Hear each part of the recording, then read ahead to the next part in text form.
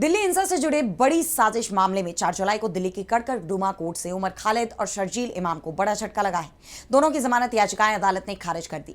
Court ने दोनों पक्षों की दलीलें सुनने के बाद राहत देने से इनकार कर दिया।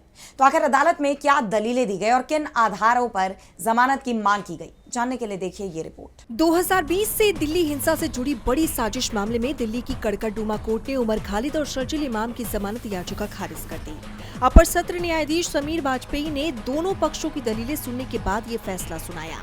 सुनवाई के दौरान दोनों आरोपियों ने अदालत से कहा कि बिना मुकदमा शुरू हुए लगातार कई सालों तक जेल में रखना उनके मौलिक अधिकारों का उल्लंघन है।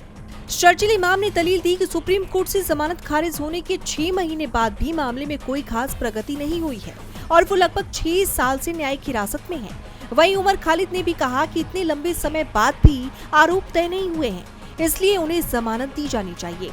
याचिका में ये भी कहा गया कि बाद में न्यायिक घटनाओं से परिस्थितियां बदली हैं और इसी आधार पर नई जमानत अर्जी सुनवाई योग्य है। उमर खालिद की ओर से आतंकवाद से जुड़े एक अन्य मामले में सुप्रीम कोर्ट की हालिया टिप्पणियों का भी हवाला दिया गया, जिसमें कहा गया था कि यूएपीए के मामलों में भी जमानत को सामान्य नियम माना जाना चाहिए और आतंकवाद रोधी कानून अनिश्चितकालीन हिरासत का माध्यम नहीं बन सकते।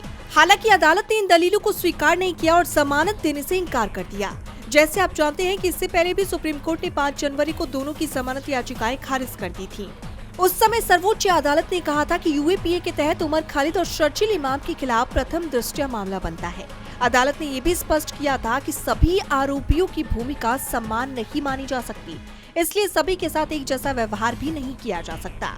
हालांकि इसी मामले में सह आरोपी गुलफिशा फातिमा, मीरान हैदर, शिफा उर रहमान, मोहम्मद सलीम खान और शादाब अहमद को पहले ही जमानत मिल चुकी है। डीबी लाइव दिल्ली की रिपोर्ट।